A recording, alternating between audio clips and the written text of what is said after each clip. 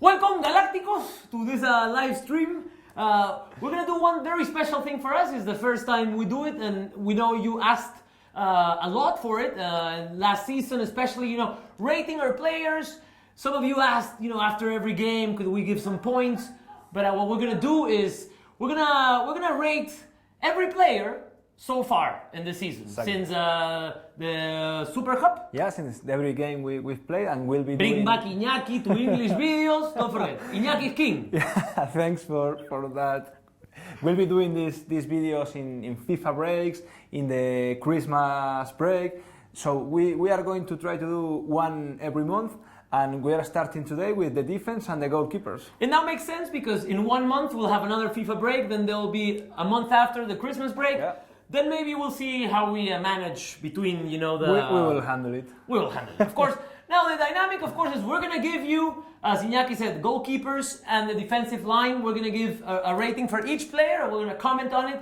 And when we're done, we're going to start reading some of your comments and see if you agree with us or you don't and why, and we'll talk about that. So first, we're going to go with, Kiko Casilla. Yeah, Let's start from the beginning. He has a very good rating. We give him a 7 out of 10. So 7 out of 10 is important. So Kiko Casilla gets a 7. Yeah, I think he has a step up during Keylor's injury. I've never felt unsafe with him under the goal. And I think that he has proven that he's a reliable option for Zidane. If Keylor one day has a relapse or whatever, Kiko can fill his shoes, and I think I'm comfortable with this 1-2 of goalkeepers we have right now. Yeah, I'm comfortable too. We agreed on the 7. And a lot of you were saying in some specific moments in the season is that, maybe Kiko is not up to the task, he's not Real Madrid material. But I think Iñaki and me, we disagree with that. Yeah. He's not the best keeper in the world. Definitely, he might not be in the top 10 keepers of the world. But, when he had to step up, as Iñaki was saying, the first 7 games of the season, 7, he did very well, and of course we conceded goals, but... And I think that he's good enough to push Keylor to be a better goalkeeper. And I think that the competition they have, according to the newspapers and to the people who are around them, say, they have a very good and a good relationship. They compete for a spot, but with novelty. Yeah, I mean, in a noble way. In a noble way, and I think that it's great having both. Yeah, and like Kiko is a Madridista, so I think he's so he gets a 7, especially because nobody counted on Kiko. And, we had to start the season with him because of Keylor's injury. So 7 points for Kiko. Absolutely. He was a question coming into, and he has solved that question. Yeah, and I think very few people are would feel unsafe or worried if we had to see Kiko on goal again. Absolutely. So good for Kiko. Keylor Navas. Keylor Navas is our next. He's played 2 games, but we have decided to not give him a grade yet. I think it's fair for him because the first game coming from the injury was in Dortmund, which was a huge test for him. Yeah. He struggled in that punch, but he struggled in the play. But it's fair to say that he had a great game. He had a great game, and but he had still, a couple of good saves against Eibar. But especially for a goalie, I think that 2 games is not enough to give a rating, and it wouldn't be fair for him. It's true, it wouldn't be fair, and especially because if we look at it from the cold numbers perspective, he's played 2 games and received 3 goals. So that doesn't really, from a number perspective, it doesn't really give him too much or to speak too good. We were talking about Keylor's rating before deciding not to qualify in him. And yes, he did okay with Dortmund. He bounced back very, very well from his mistake. Yeah. But when you are talking about Real Madrid goalkeeper, that mistake would destroy your rating in that specific game. So if we had won 4-1, maybe not. But the fact that we drew the game, yeah, definitely. I'm okay with Keylor. I have no doubts he's going to be a factor this season again. But it's the same like we asked Morata to finish. Okay, you're a striker, you have to finish. And you are Real Madrid's goalie. You can't concede the goal Keylor conceded in Dortmund. But we really hope. We were talking about this before. We hope that we will not see mistakes like this we didn't see last year. I'm sure it was just a matter of rhythm, pace, lacking rhythm. Yeah, confidence maybe. Absolutely. But so for that reason, we have decided not to rate Keylor so far. We will in the next video for sure. Sure. Next one will be Nacho. Next one is Nacho. Nacho Fernandez, which also is important because Nacho is getting a 6. some of you might think, oh, you guys are being maybe a bit cheap with the points, like why are not? But I think 6 is fair. Number one, because Nacho hasn't played much. No, he has seen happening with this player all his career in Real. Yes. When he is needed, he accomplished a good performance, and he did the other day in the last match versus Eibar. He never gives you a 10, but he never comes down from the 6 or 7. He's a very consistent and reliable player, and maybe right now he's our best or more reliable centre back. But it could be another debate. But I think that he's a player that understands his role, and when Zidane needs him, he does okay. So yeah, he performs, and the fact that this guy can play, and he has. Not this season, but last season, and maybe we'll see him this season again play any spectacular games. But I think a 6 is a fair note. Yeah, and especially it was a great point, yours, of his versatility. When you are dealing with injuries, having this kind of players that can cover you in 3 spots, it's a tremendous advantage for Zidane and his staff. And it's something that, even though we can't really say about other players. Maybe, in this versatility aspect, maybe Danilo. Yeah. But then, we would never see Varane playing as a right back, or Ramos playing as a left back, or Pepe playing in any of the wings. But anyway, so 6 for Nacho. Good for him. Of course, we're going to debate all of this. The next one is Pepe. Now, Pepe, Jose Kepler Laveran, Lima, who has shown us some great performances, but at the same time, some very doubtful performances. We're going to give him a 5.5.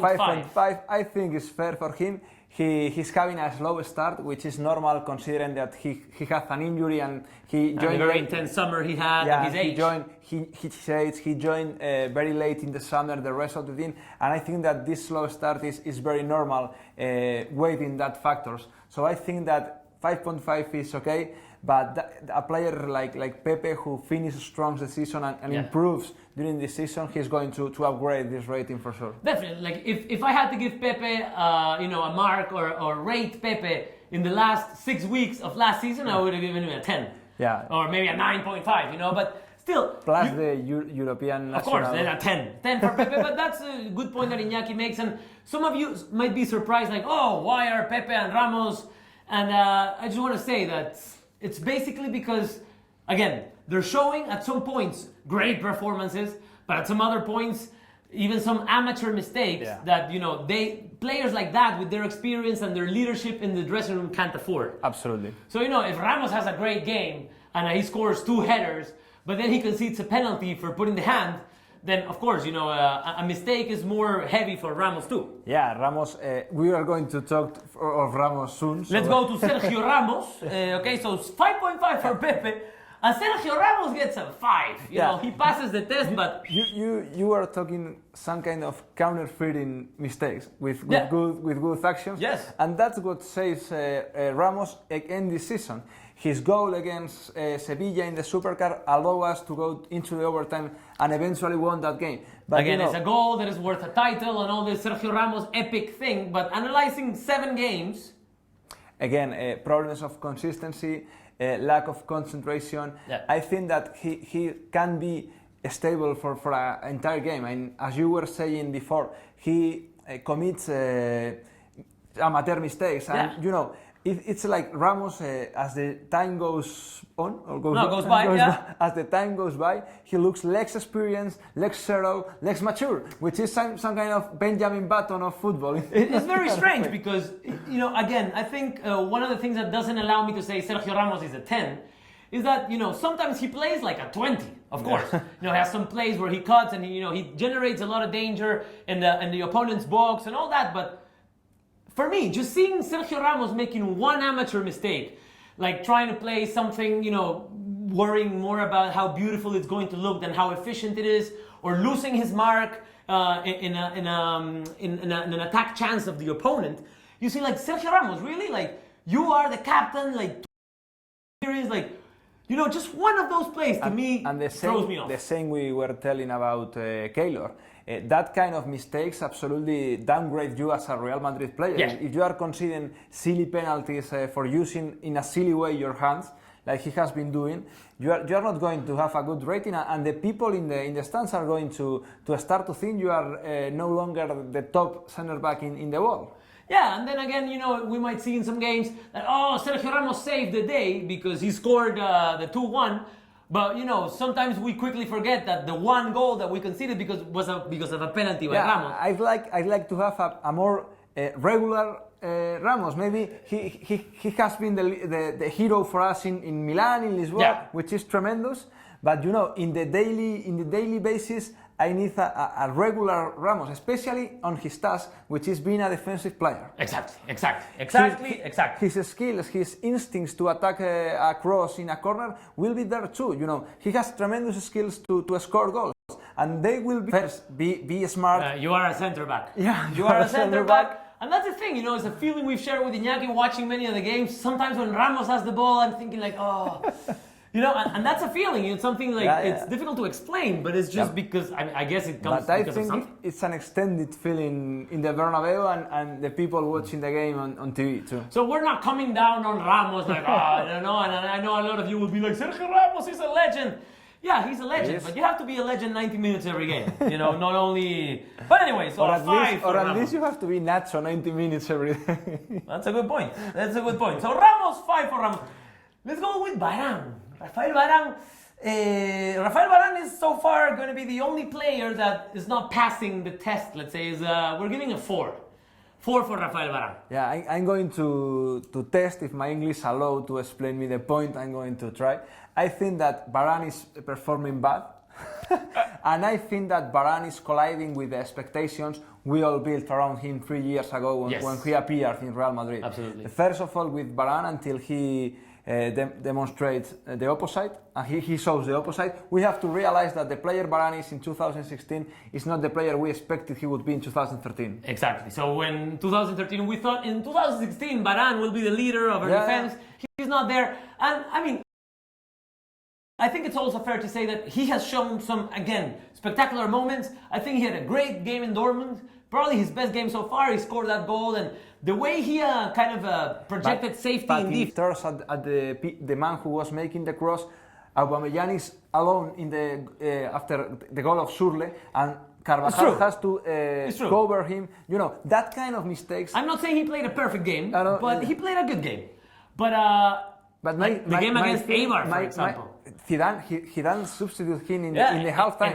And it's tremendous. It's weird to see a centre back leaving the pitch after 45 minutes. Zidane brought him to the team, and Zidane made a decision. Maybe he wasn't playing okay, but he put him against Eibar, and he substituted him. Yeah. And I think that he has to step up. But right now, I don't trust him as a Real Madrid centre back, and I think that he has a long path to walk before I see him as a reliable backup for Pepe and Ramos. And of course, Galacticos, you have to understand that when we're talking about the defense, it's basically about reliability, like something that players that you can rely on. Okay, we're gonna say, let's say for example, again, we said about Ramos, you score goals and you give extra things. Yeah. But sometimes the things you are supposed to give, you are not giving them. And absolutely. that, cannot allow you to have a 9 or a 10. In almost every department of life, first stick to the basics, to the fundamentals, and then you will make it to the moon. But first the fundamentals,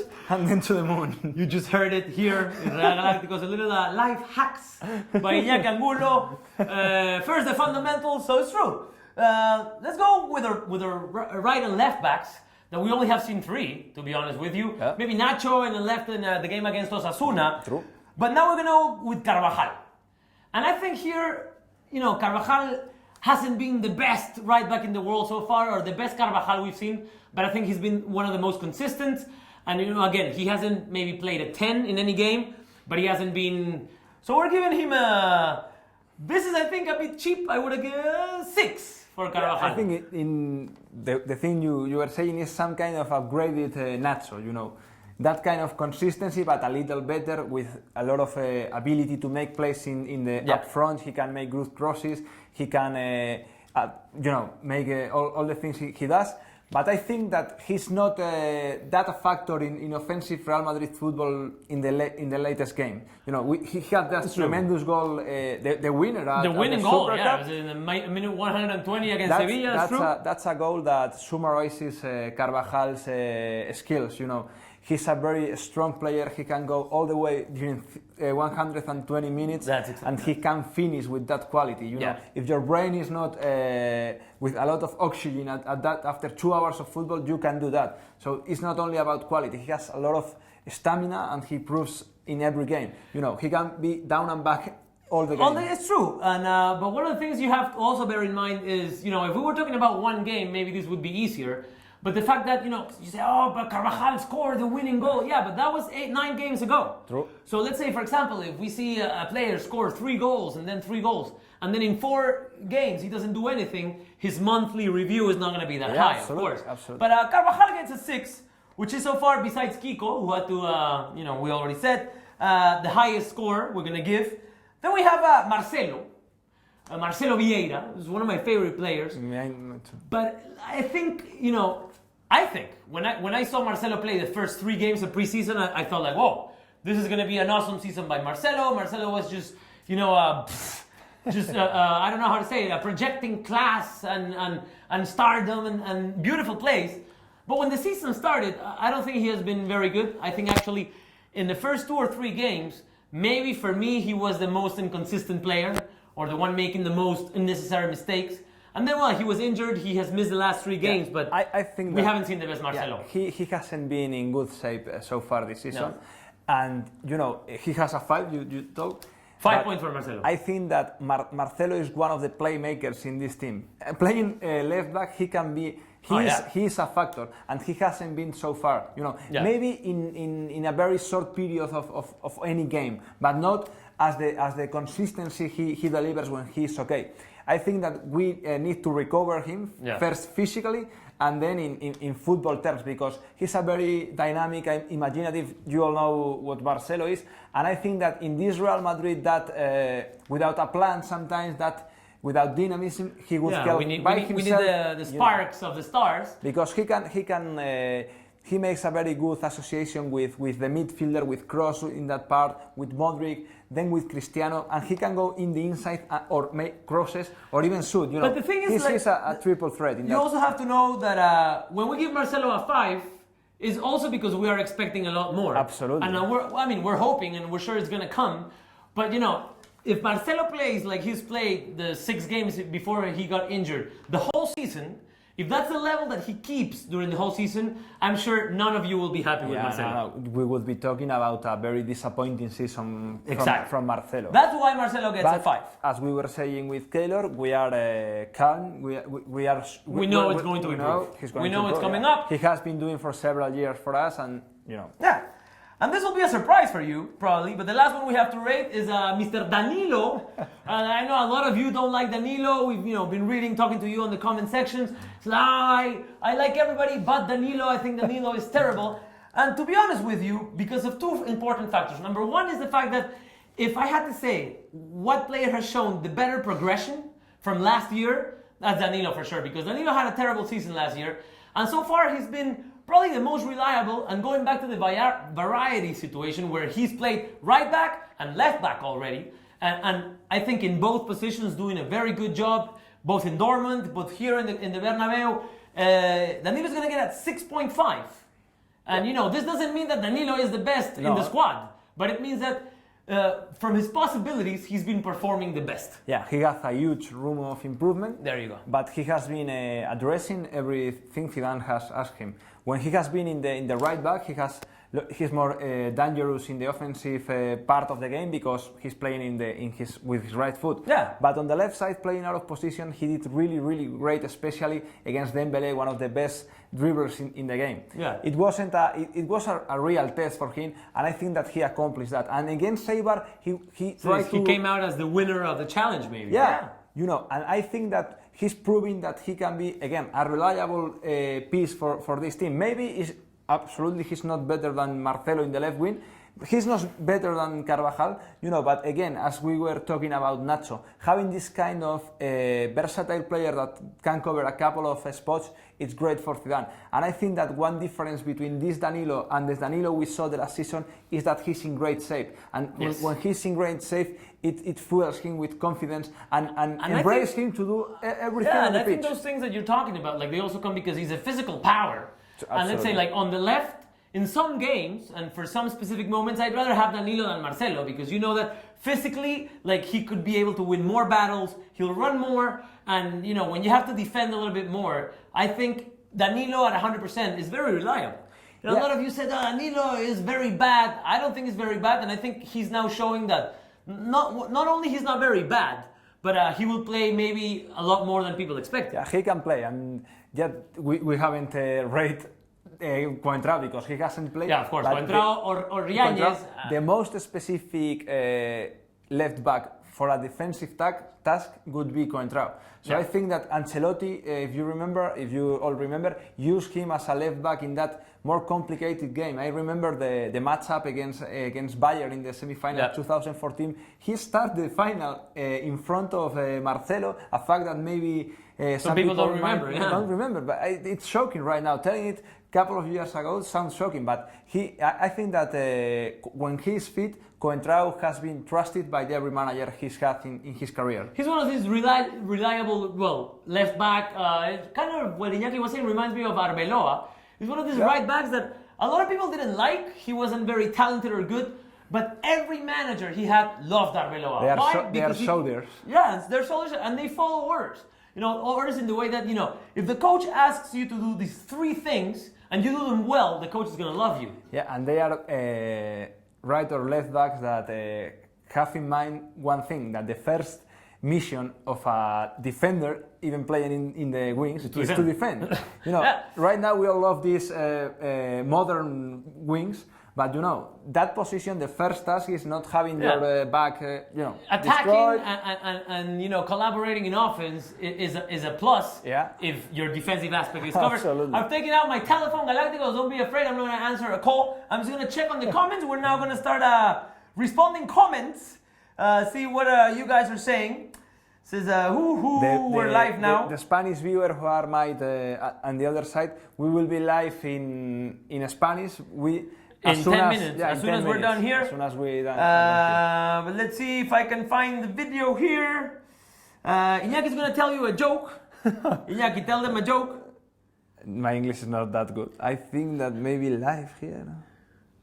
We're gonna be surfing for this, but we can't seem to find the live stream. We are going to talk with production, Mateo, no? I'll tell you right now some of the comments that people are saying. So we'll start with Casilla. Karim Caras is saying 6.5 for Casilla. Trigger Happy saying 7.5 for Kiko. For Kiko Casilla. And Stephen Schwartzmeyer saying 7. So that 3 comments show us that people is very, very happy with Kiko, which can be the other way. So 6.5, we gave him 7, 7.5, I think. It's a high rating, not the best. Again, the season just started, but I think people are happy there. So, well, that's good to know. I thought a lot of you were going to be like, oh, Kiko, how can you rate Kiko like that? But, well. The next player that they're talking about, Nicolás García Gutiérrez, said actually 10 out of 10 for Kiko. Karim Caras gave Keylor Navas an 8.5 out of 10. I say again. Trigger Happy an 8.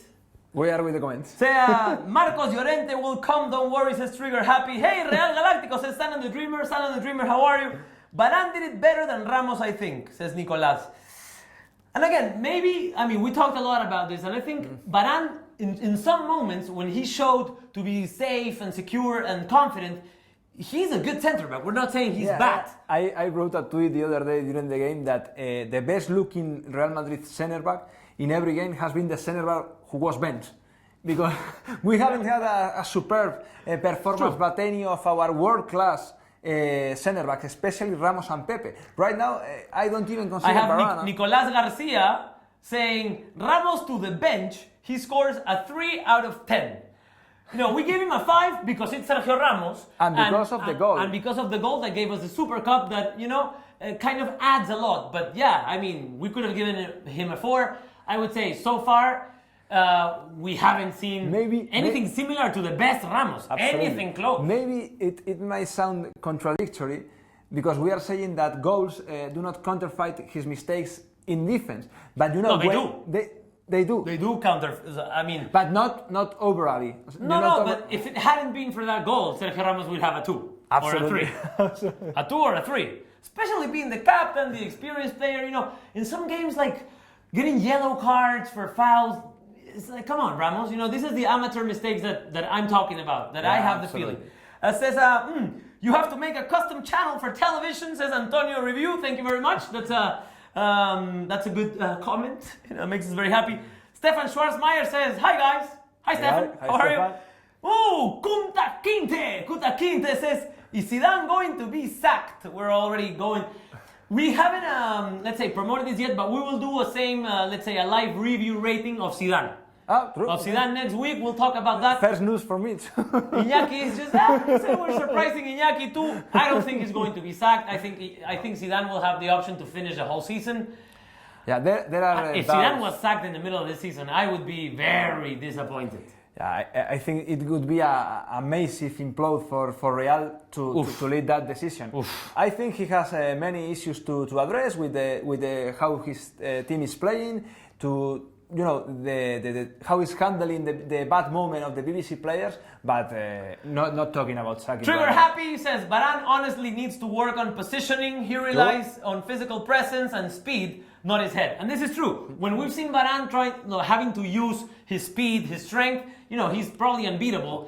But when he has to use his head, I he's not remember really there. when with Aubameyang, he ran with Aubameyang and he won Aubameyang. Yeah, he beat Aubameyang in a run. One of the fastest players definitely. in sport. Varane is very fast. Says Nicolas Garcia, the best defender has been so far Casemiro, even that he plays in the midfield.